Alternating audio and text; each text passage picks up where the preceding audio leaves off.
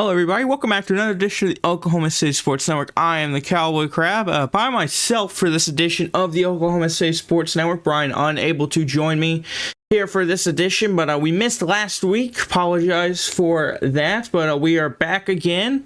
Well, I guess I'm back again for this week's edition of the Oklahoma City Sports Network. So we're going to recap last week.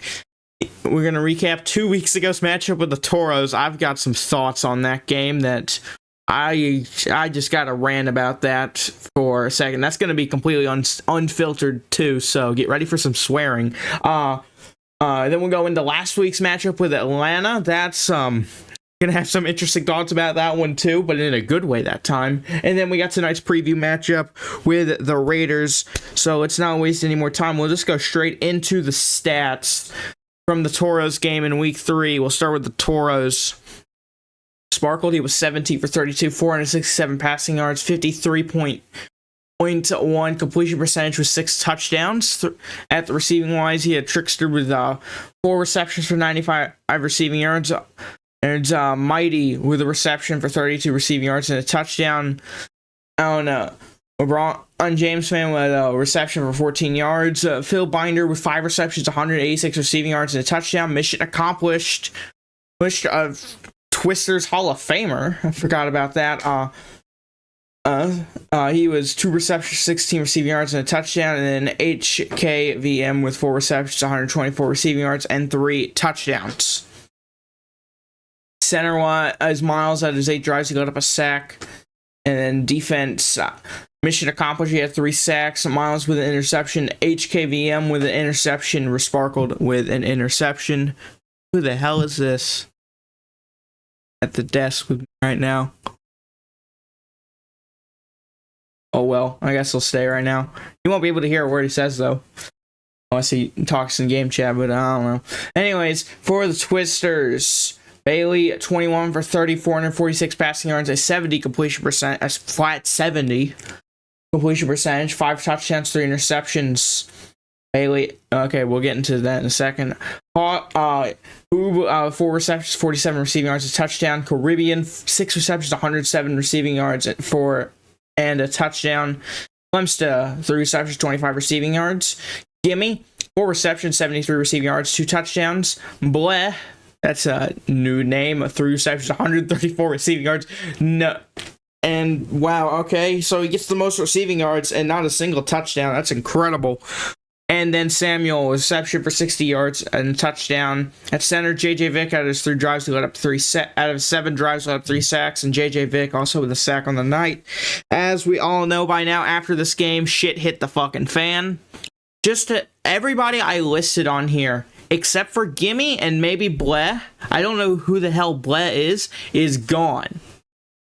All of them are gone. They all just kind of said, fuck it, we lost 1 game, we all want out. Specifically Samuel. Samuel was the most pissed off. I kind of understand why. He had barely been getting targeted, and he had been the number 1 guy for this entire organization. I understand his point. The way he went about it, though, was terrible. It was fucking terrible. Instead of maybe, I don't know, trying to discuss with the fucking team, maybe? Like, I don't know why none of these guys decided to use their brains and discuss. Maybe this is Roblox football. Maybe I'm thinking too deep into this shit. But they didn't try and maybe, like, game plan a way to get Samuel more ball, because get the ball more, because he was clearly fucking upset about it.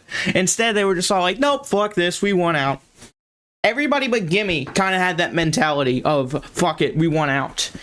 Bailey, who got Bailey and Caribbean went to Highland, who got released. Samuel has been tossed around from team to team.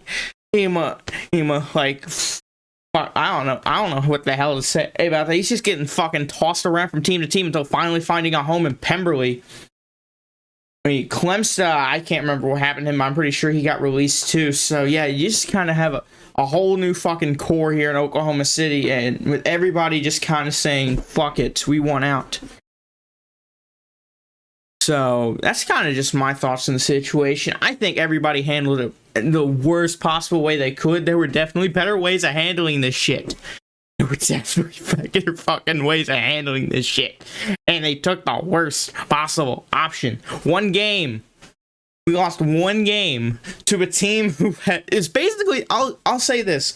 Houston is the team where if you take them lightly, they will kick your ass. If you don't take them lightly, you will beat them. But if you take them lightly, they will kick your fucking ass. And I think that's what we did. I think we took them lightly. Anyway, if I'm going to be completely honest, I think we took them lightly and they kicked our ass because of it. So that's just kind of my whole thoughts in the situation.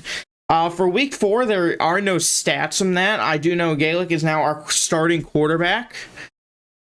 So, yeah, I mean, he got us a win last weekend against Atlanta, which, honest to God, I had us losing by 35 or more.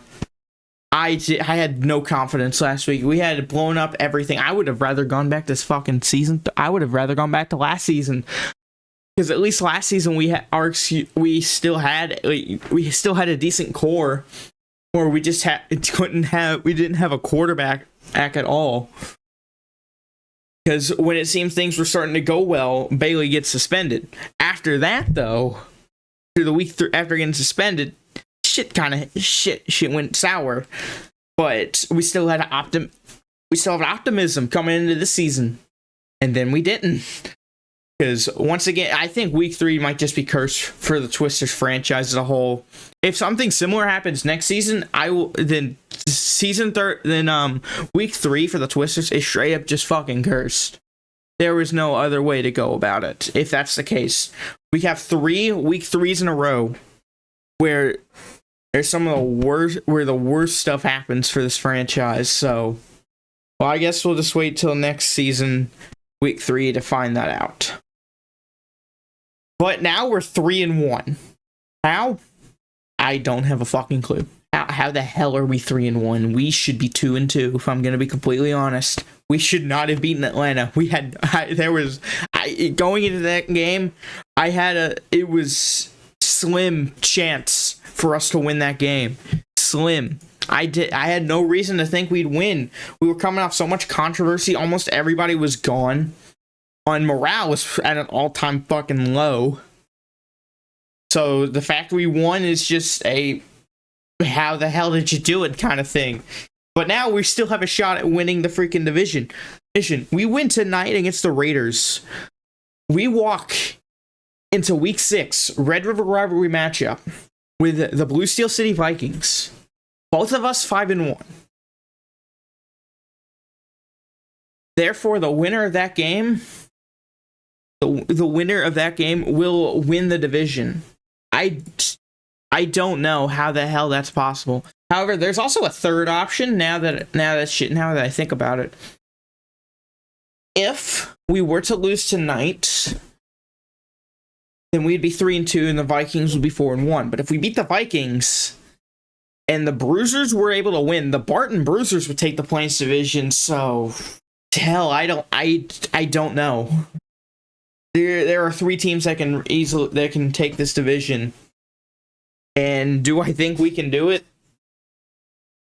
Maybe.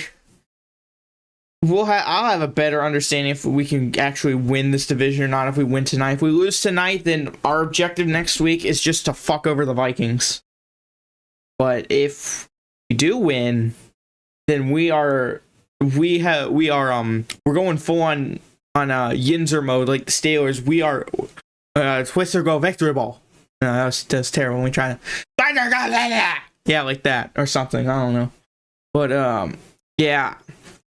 So for tonight's matchup with the Raiders they're also a playoff contending team. They are 2-2 right now, just looking to sneak into the playoffs at probably a wild card or play-in spot. So I think my prediction for tonight is Twisters will win by 1 possession. I believe the Raiders will make it a close game with us, and I think we somehow beat Atlanta.